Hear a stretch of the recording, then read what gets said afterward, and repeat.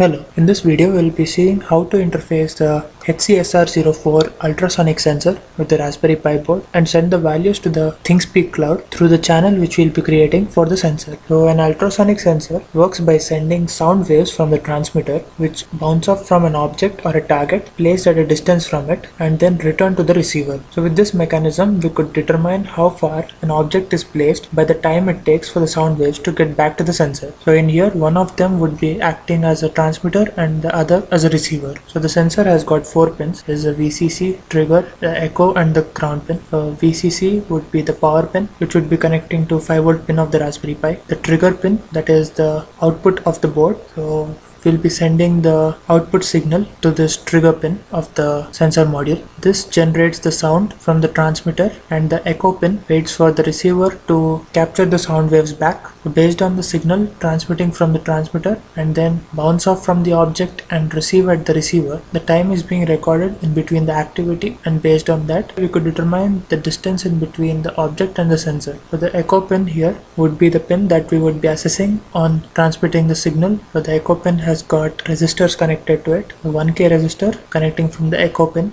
and the other end connecting to a 2 kilo ohm resistor that would reduce the damage that would be caused on the pins of the Raspberry Pi. So it's quite essential to use the resistors and build your circuit. So we'll be taking the input from in between, as in we take from the voltage divider circuit. So that we would be connecting to the pin 16 on the Raspberry Pi board. So this pin 16 is as per the board naming. So all the pins in this row would be even and all the pins in this row would be odd. So the trigger pin is connected to pin 7 as per the placement on the board, and the echo pin would be connected to pin 16 and the ground terminal would be connected to the ground pin of the Raspberry Pi. So we have made use of the vertical holes of the breadboard to make the connection simultaneously for the ground pin and the echo pin. So now let's have a closer look at the project hardware used for implementation. Set up a channel on the ThingSpeak cloud and thereby make use of it by sending the sensor values, that is specifically the distance measured by the sensor, on the numeric value display widget. So here is the project hardware with the connections made as per the connections shown in the Fritzing diagram. So let's have a closer look at it. Firstly the sensor. So you can see here you have the VCC starting from the left and the trigger pin, echo and the ground. So the transmitter and the receiver would be sensing the distance at which the target object is there, and depending on the timing by which it receives the signal, it will calculate the distance and put it up on the ThingSpeak cloud. And here are the connections. So here is the VCC with the red wire connecting to the 5V pin on the Raspberry Pi. The trigger pin in maroon is connecting to pin 7 on the Raspberry Pi as per the GPIO.board naming. So it would mean GPIO4 as per the BCM naming. And then we have the gray wire for the ground. So I've put the ground wire to the vertical holes of the breadboard so that I could use it for the ground pin as well as for the echo. And here the echo pin has got the resistors. So these are the 1K resistors I've used. So the input would be taken from in between the 1K and the 2K combination. So the single resistor on the left side would make 1K resistance and the resistors on the other side would add up to make 2K combination. So I've put them in series so that it would make up 2K resistance for the circuit. So the other end of the total combination of 2K would be connecting to the ground and one end with the echo input. So the echo input is what we are taking from the orange wire which is connected there. So using resistance would keep our Raspberry Pi board safe and keep the circuit away from any miscalculations. So now let's set up the channel through the cloud platform. So the cloud platform we are specifically using here is a ThingSpeak cloud. So we would set up the channel over there, and in the implementation part we'll start sending values from the sensor to the cloud and see how the sensor would react in different cases. So as we have dealt earlier with the ThingSpeak cloud, you just need to create an account on the ThingSpeak cloud using your MathWorks account itself, and here we could create a new channel and fill up the names and fields required for implementing the project. So once that is done, you could see have 3 channels in here. So the one which I previously used was the smart lighting system. So now I have created a new channel here. It is HCSR04 ultrasonic. So this is for the ultrasonic sensor. Click it and I view the page of the channel now. So it has got the channel ID, author and all that information which I have given at the description part while setting up the channel. Coming to the channel stats, I've included a display value widget. So you could add your widgets from here. So click add widgets. You could see you have 3 different widgets in here. The gauge or the numeric display display or the lamp indicator. You select the numeric display and then click next. You would see the configuration of the widget parameters. So in here you can give a name for your widget. I've given it as distance in this place, and the field, as I'm using only one field, only one would show up here, and the update interval is a minimum of 15 seconds. So you need to wait for every 15 seconds to have an update on the values. On the units, so now it's centimeters, and the data type could be an integer or a decimal. I've chosen decimal here with the decimal places of 2. So once this is done, you could just create it. Because I've already got one in here, I'll cancel and get back to the one here.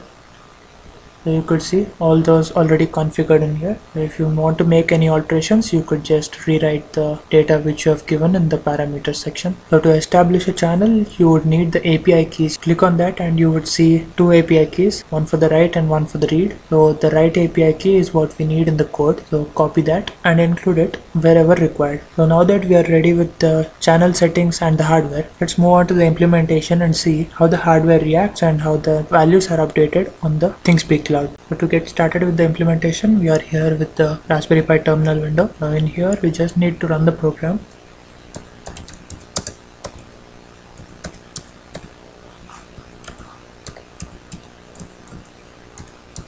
So once the program starts running, you can see the value coming up there now. So here's the setup back again. So as you can see on the ThingSpeak Cloud, we are able to put up the value. The distance is getting updated every 15 seconds now. So this is the distance at which it's detecting an object. So let's test it with the near one. So I'll try to put my hand as an obstruction. So let's see how it reacts. I need to wait for 15 seconds. So there you go. It's 8.13 now. The distance has reduced. I'm going closer. Let's see. So the distance has decreased little more. So now I remove obstruction and wait for it to react now. So there you go, back into the 30s. There's no obstruction detected until 37 centimeters, not 39. So in this way we are able to put up the ultrasonic sensors value, that is particularly the distance in centimeters, onto the ThingSpeak Cloud. So now let's check out the code on how we are doing it. So here we are with the main code file. Let's start understanding it step by step. So at first we import the rpi.gpio as GPIO. This is for declaring the modes in which the pins work. And next we use the URL lib2 for dealing with URLs in the code. And then we import the time module to include the delay. So once that is done, we move into dealing with the API keys now. At first we write a myAPI variable.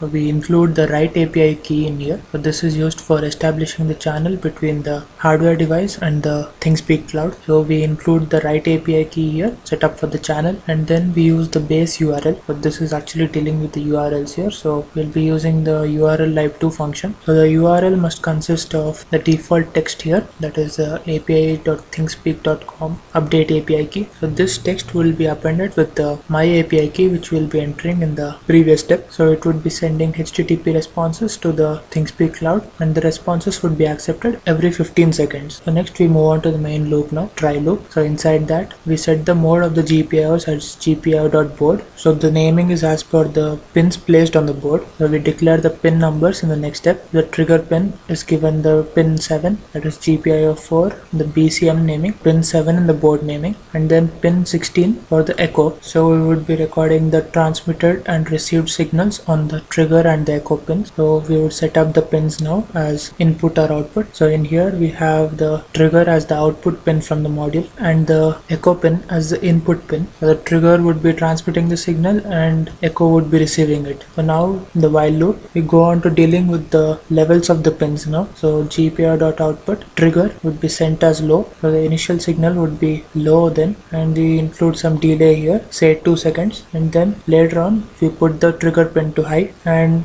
give it a delay of 10 microseconds. So this is all dealing with the rise time and the fall time of the signal. So once that is done, we move the pin to low again, and from there on, whenever the target is detected, that is the echo pin has a signal on it, we would apply some cases, and then based on the value of the pin we would assess the condition, and then we make the calculations for the distance. For the first case is the input being 0, so that indicates the start time. So when the trigger pin has sent the signal and the input is still low, so that is all recording the time now. So the start time, so whenever the echo pin detects 1, so it would indicate the end time now. So the pulse duration is calculated with the difference in between the end time and the start time multiplied by 0.5, that is for the signal to travel at first towards the target and then get reflected from the target again. And then once this is done, we would calculate the distance now. So the distance is given by the formula pulse duration into 17150. So 17150 is the speed of sound, so that multiplied with the duration. So this formula would give the